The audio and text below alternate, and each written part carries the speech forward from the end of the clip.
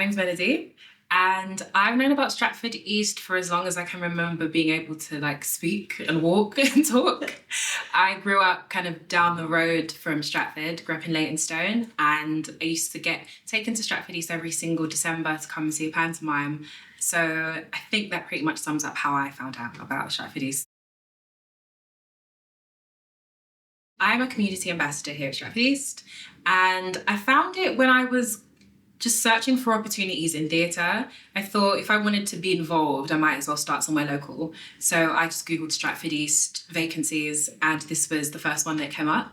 So I applied. When I read the job description, I thought I could do this. Like, I'm connected to my community and I love theatre. So, I mean, who better?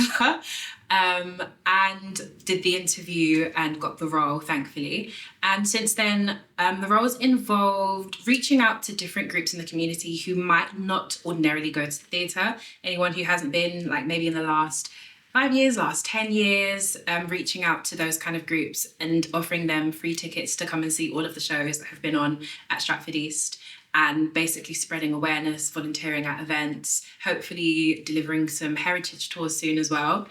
And I've really enjoyed the role. I've really enjoyed being able to give back to the community and still be involved in a space and in an art form that means so much to me, that I think really brings people together and really allows people to immerse themselves in like amazing performances and community prospects. Yeah, I'd say I really enjoyed it so far. I'll start with, I think, Pinocchio. I want to say that was 2007. That was the first show I remember seeing so vividly. And there was a scene in it that really stuck with me where Pinocchio and his dad were like stuck in the sea. It was just really sad. It was the first time I really felt connected to something on stage. And it stayed with me ever since. I think I was 8 and I have just never forgotten it. Shabine, I don't remember what year that was here. And that was about like forbidden parties that used to take place in Jamaican communities in Birmingham.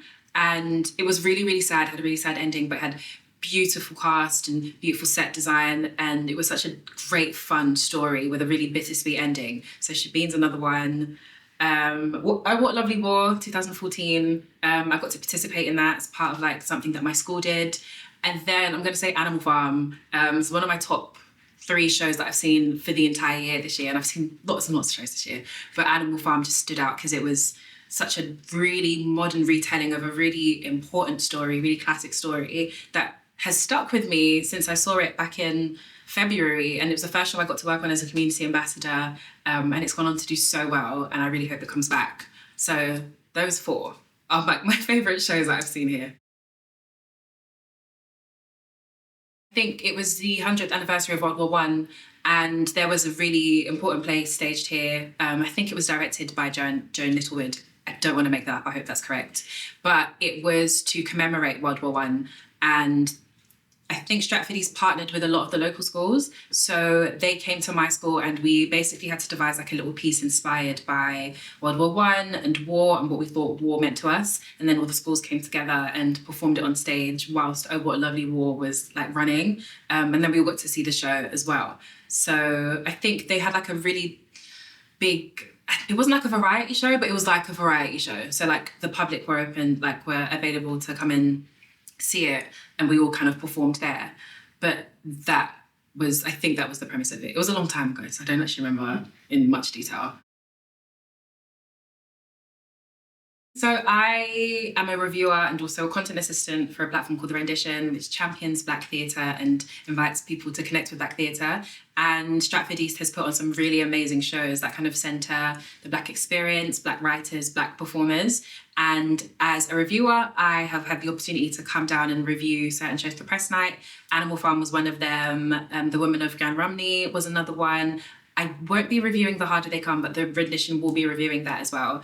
And I think it's been such a well-rounded experience because I've been able to come in. So, for example, with The Woman of Gan Rumney, I can't say it. The Woman of Gan Rumney, I got to come in and actually watch the dress rehearsal for that show. And then I got to see it and review it. And I think it added a real like multi-dimensional view of what the play meant and how the play impacted people. And I think being a reviewer and also being a community ambassador, I feel like I'm kind of, it's like a double service. It's like I'm encouraging people to come and see the show. And I'm not just doing it because I'm either one, it's because I really, really feel connected to it. And every show I've seen here so far, like, has always just been amazing. So yeah, I think that sums up the experience of that.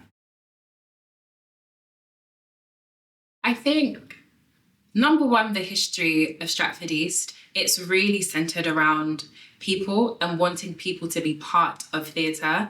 I think every theatrical piece is inherently political, and there's something about something being political and also still being able to entertain, still being able to unite, that Stratford East just does really, really well. It's a community theatre, but it also has such mass appeal and it has such a broad spectrum of shows. I think there's so many things here that you might not see on the West End. You might not see it at the National, but you'll see it here in Stratford East because, again, it's representative of the people and it doesn't exclude, it doesn't feel like you have to be from Newham or from Stratford to enjoy it. I feel like you could probably come from anywhere and still find something that you can relate to. And there's just so much going on all the time. So I would say just the experience of being part of something that's such a big part of theatre history, especially in London. Yeah, I hope that would incentivize someone to come and see a show. I think for me personally, it means so much because I never imagined I'd be able to work in theatre or do anything in theatre. So like working at the Rendition, and I also work at the National Theatre, I never would have conceived that I would have access to those spaces because it's not a space that I was invited to. I'm like just being a random black girl from working class East London. It's not really the environment that I think, you find many people like me. And Stratford East being my introduction, especially at such a young age, just it never made me feel like it was inaccessible. It always made me feel like theatre was for me. I could create theatre. This was a space that I belonged in, that my voice was important to. And I think it's just opened me up so much creatively. Like theatre does that. And it's important to have those kind of things from a young age, but also not just like as a young person, but as an elderly person, as somebody who might not be able to travel all the way down to the West End. For me personally, it just means you get to experience the magic and the beauty of theatre like on your doorstep. So it's like a really big shame that there's been so many cuts and that, it risks like this spaces like this being available to everyone. But again, I just feel like I wouldn't be able to do what I do and like love what I love and share that with people if Stratford East didn't exist. Yeah.